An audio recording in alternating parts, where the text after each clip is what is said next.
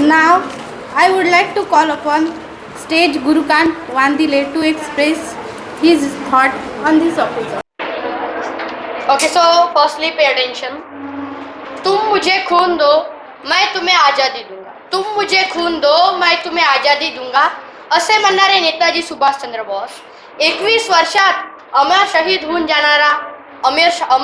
जाणारा भगतसिंग व साऱ्या देशाला एक जागृत करणारे व अनेक आंदोलन व सत्याग्रह करून देशाला आजादी देणारे महात्मा गांधी व आराम हराम है असा नारा लावून साऱ्या देशाला उठवणारे व साऱ्या देशाला जागृत करून आंदोलन करणारे महात्मा गांधी सोबत नेहरूजी या सर्व वीरांना मी नमन करून माझ्या भाषणाची सुरुवात करते. व्यासपीठावरील विराजमान सर्व अतिथीगण व माझे प्रिय मित्रांनो, कॉन्स्टिट्यूशन हे बाबासाहेब आंबेडकरांनी लिहिलं आणि त्यांनी हे लिहिलं तर शिक्षण घेऊन लिहिलं, पण त्यांनी साऱ्या जगातलं नंबर 1 लिहिलं. पण आज भारतही काही गोष्टी जगात नंबर 1 वर आहे. ब्लॅक मनीमध्ये भारत नंबर 1 आहे, अनएम्प्लॉयमेंटमध्ये नंबर 1 वर आहे, करप्शन आणि क्राईम रेट आणि किडनॅपिंग ह्या सर्व गोष्टीत भारत नंबर 1 वर आहे. मित्रांनो, हे काय आहे?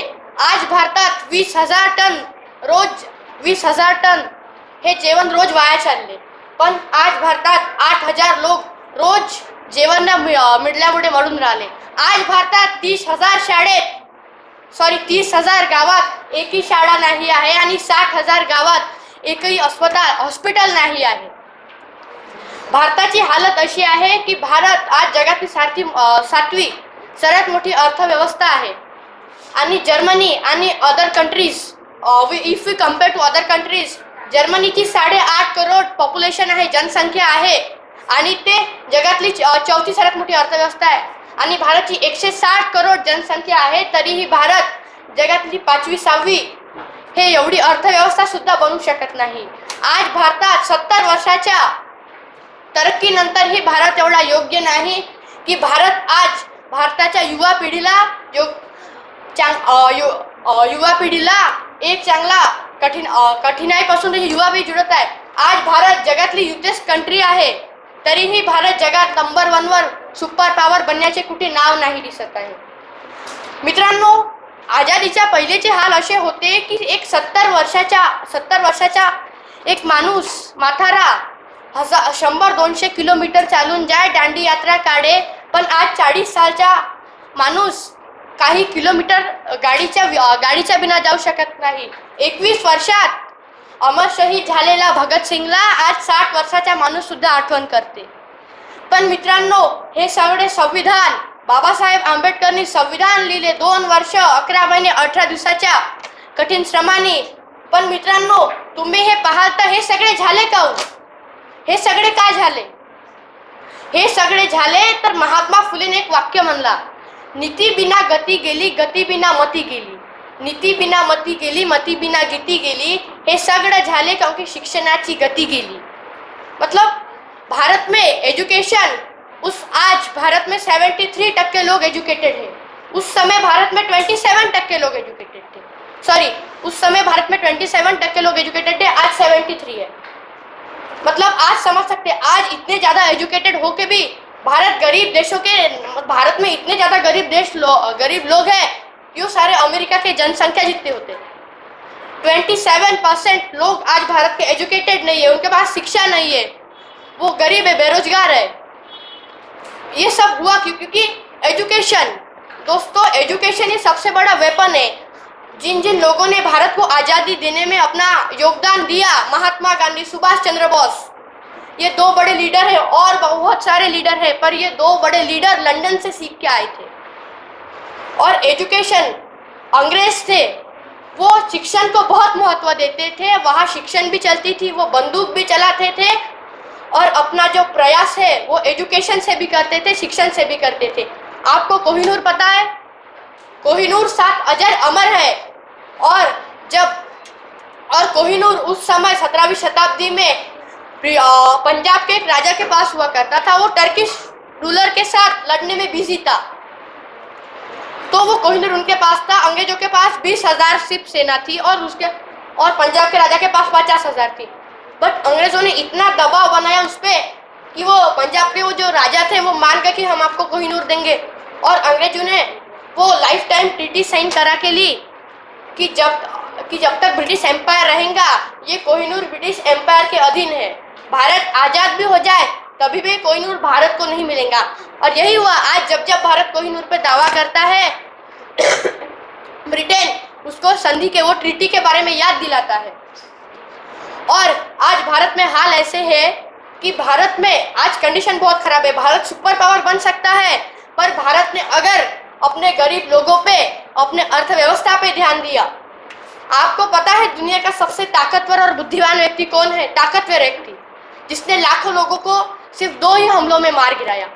अल्बर्ट आइंस्टाइन, जिन्होंने न्यूक्लियर बॉम्ब बनाया, जिन्होंने, तब जापान बहुत ताकतवर कंट्री हो चुका था, वो अमेरिका धीरे धीरे उसके सामने हर एक युद्ध हारते आ रहा था।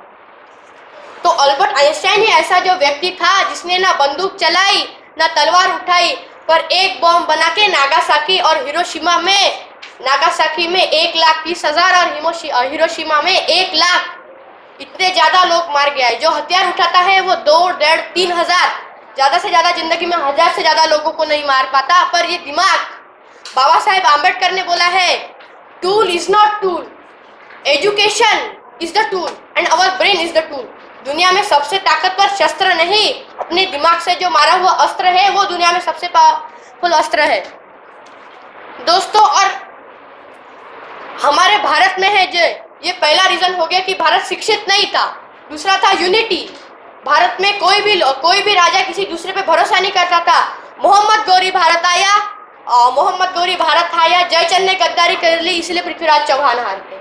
अंग्रेज भी क्या कर लेते, अंग्रेज भी भारत पर कभी कब्जा नहीं कर पाते, पर 4 भारत के राज्यों ने गद्दारी कर दी और भारत माता अंग्रेजों के चपेटों में आ गई। संभाजी महाराज भी कभी हार नहीं पाते, वो इतने होशियार थे कि वो 8 लाख की सेना को महाराष्ट्र में यहाँ वहाँ घुमाते रहे, पर सिर्फ 2000 लोगों ने, उनके ही अपनों ने उनको धोखा दे दिया, इसलिए सिर्फ 2000 लोगों ने उन्हें पकड़ लिया। और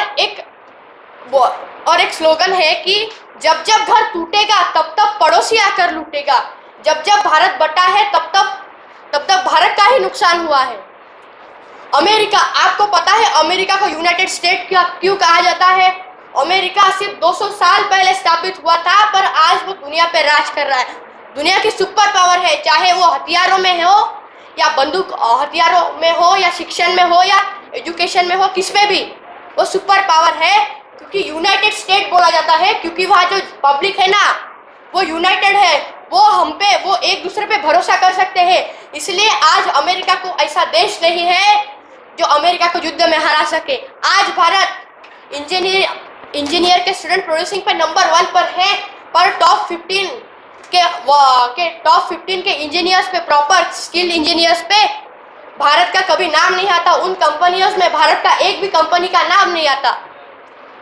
भारत, लोग कहते हैं कि भारत कृषि प्रधान देश है, पर मैं कहता हूँ भारत जाति प्रधान देश है। जब पहले भारत आज़ाद होने का था, दुनिया की 60% जाति ये भारत में ही थी। दुनिया के 60% भारत एक कास्ट रिडन देश है।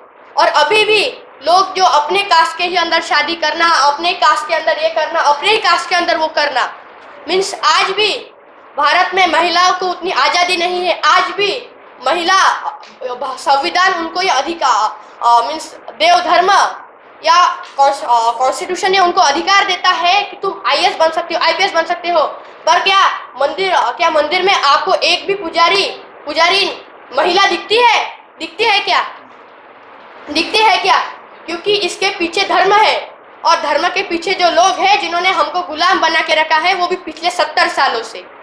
भारत सिर्फ अंग्रेजों से गुलाम नहीं था, भारत 720 तरह के राजाओं से गुलाम था, 720 तरह के हुकुमशाही से गुलाम था। अंग्रेज थे, अंग्रेजों के पहले मुगलों के पहले डच, पोर्तुगीज, इन सब लोगों से भारत गुलाम था। क्योंकि भारत कभी एकजुट रहा ही नहीं। भारत के राजा एक दूसरे के साथ लड़ते रहते थे, क्योंकि भरोसा नहीं था भारत पे, एक दूसरे पे। और लास्ट में मैं यही कहना चाहूँगा कि भारत की कोई गलती नहीं, ये सारी गलती भारत के लोगों की है। ईस्ट हो या west, India is the best. Jai Hind, जय भारत। Thank you.